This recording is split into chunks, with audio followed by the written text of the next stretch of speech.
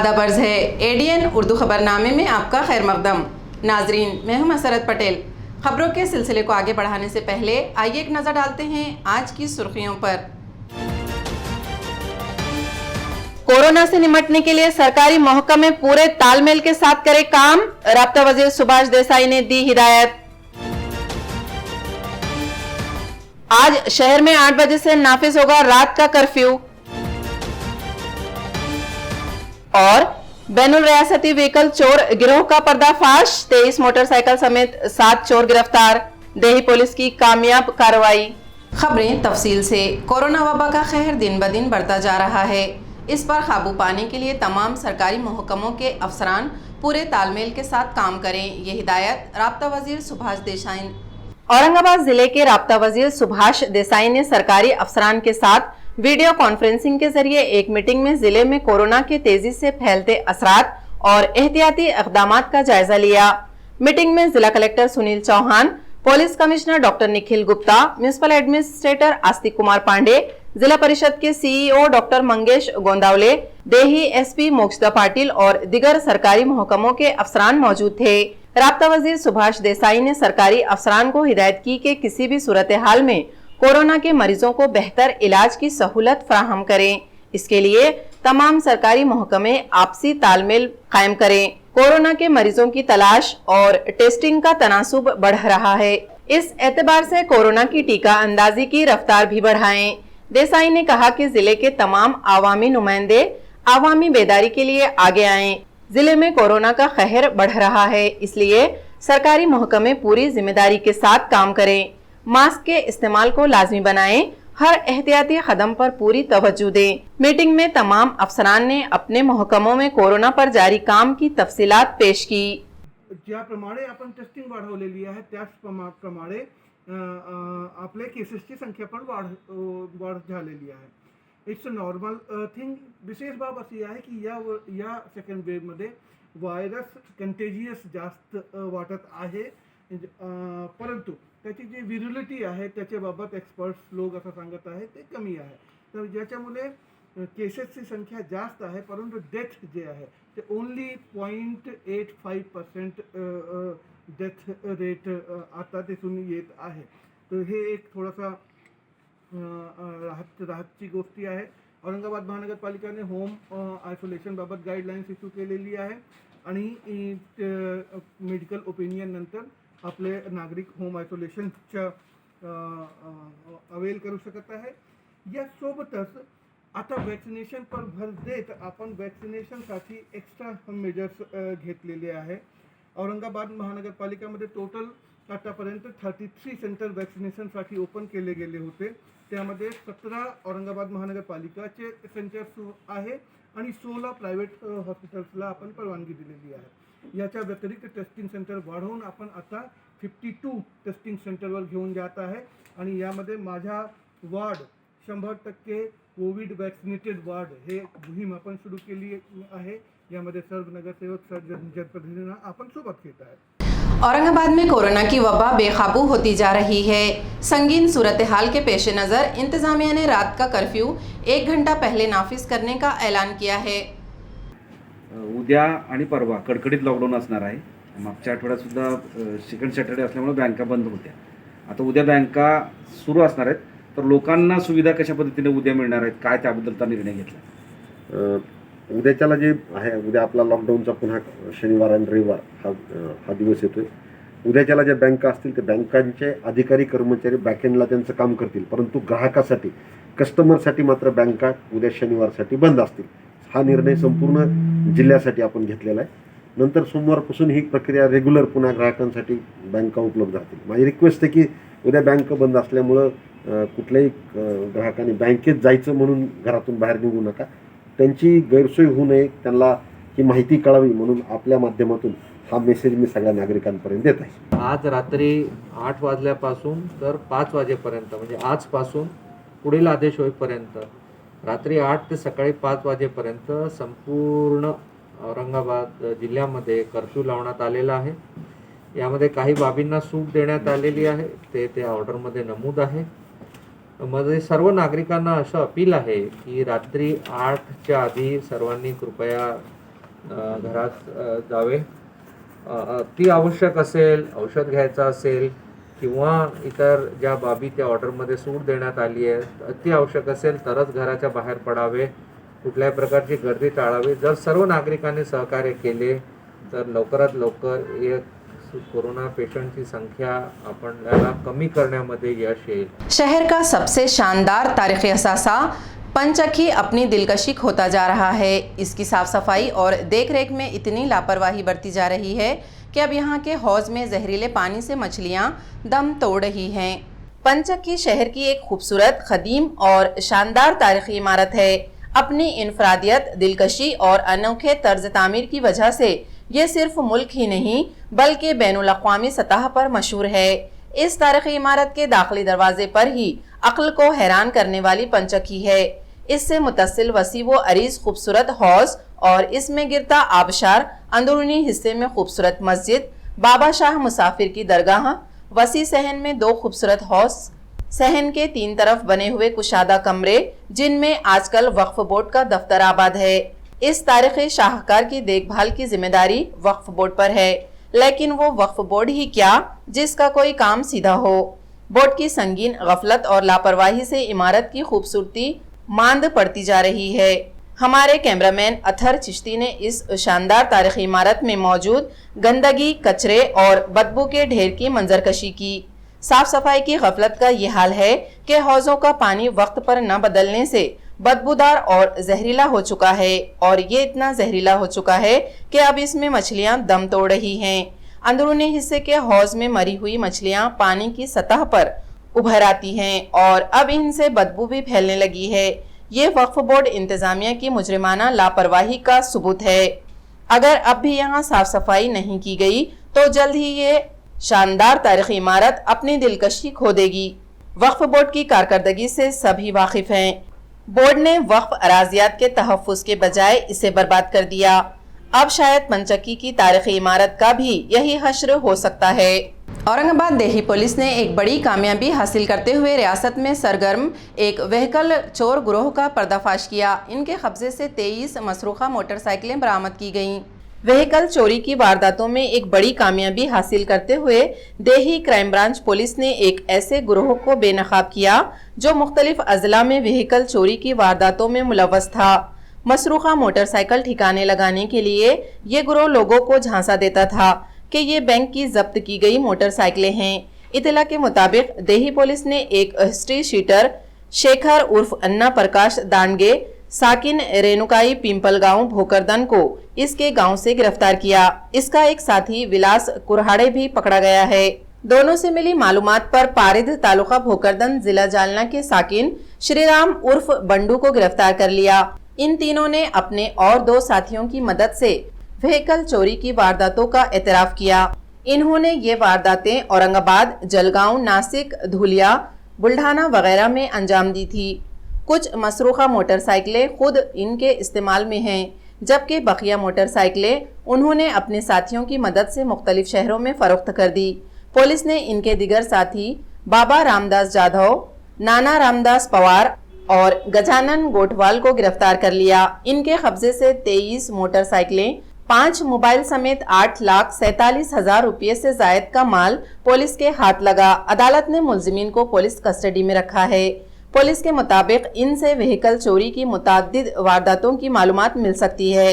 Doctor बाबा Saheb Ambedkar Marathwada university के अहाते में नामंतर शहीद यादगार कायम करने के फैसले का खैर मकदम करते हुए शहर की सियासी व समाजी तंजीमों ने वाइस चांसलर डॉक्टर प्रमोद योले का इस्तकबाल किया.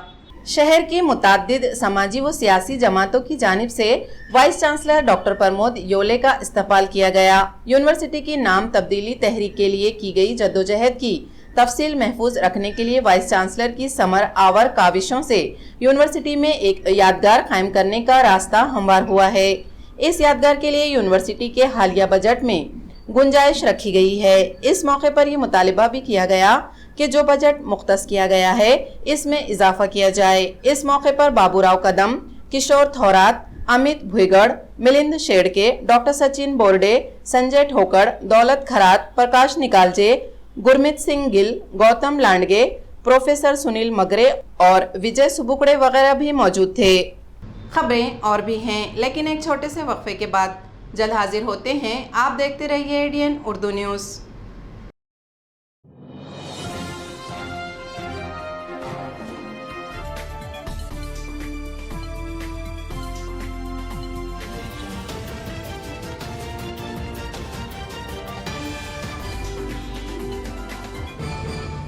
सार्वजनिक सूचना। छावनी के सभी नागरिकों को सूचित किया जाता है कि अपना मालमत्ता कर, पानी शुल्क और अन्य बकाया राशि कार्यालय में जल्द से जल्द जमा कराएं। कर वसूली का कार्य दिनांक 1 मार्च 2021 से दिनांक 31 मार्च 2021 तक छावनी परिषद के कर्मचारियों के द्वारा किया जाएगा। अगर कोई मालमत्ता धारक दिनांक 31 मार्च 2021 तक बकाया राशि भरने में असफल पाया जाता है तो बकाया राशि की वसूली हेतु छावनी अधिनियम 2006 की धारा 100 पहली अनुसूची के अनुसार कार्रवाई की जाएगी और छावनी क्षेत्र के सभी दुकानधारकों को सूचित किया जाता है कि वर्ष 2021-22 के लिए ट्रेड लाइसेंस निकालने हेतु छावनी परिषद के ई-छावनी पोर्टल पर ऑनलाइन ट्रेड लाइसेंस आवेदन फॉर्म भरे और छावनी परिषद को सहकार्य करें। विक्रांत मोरे, मुख्य अधिशासी अधिकारी, औरंगाबाद, छावनी परिषद।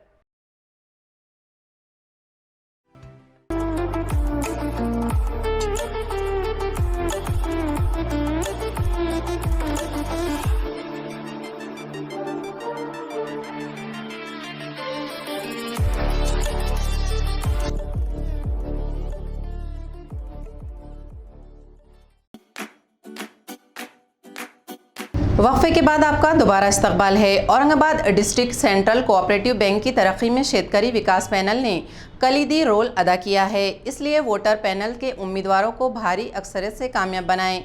ये अपील साबिक असेंबली स्पीकर हरिभाऊ बागड़े ने की।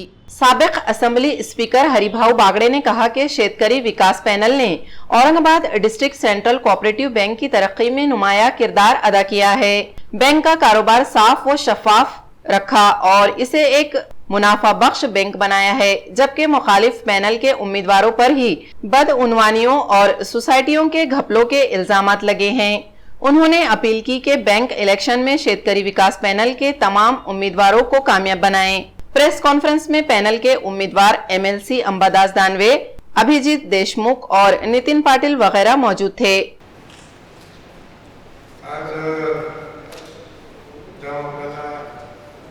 शेतकरी विकास पॅनलच्या वतीने पत्रकार परिषद आहे।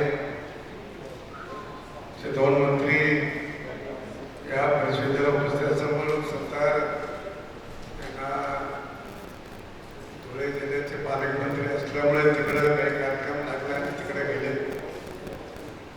मुंबई साहेब अजून पैठण तालुक्यातच आहे, त्यामुळे त्यांना यायला उशीर लागेल किंवा आपले वेळेपर्यंत येतील असं नाही।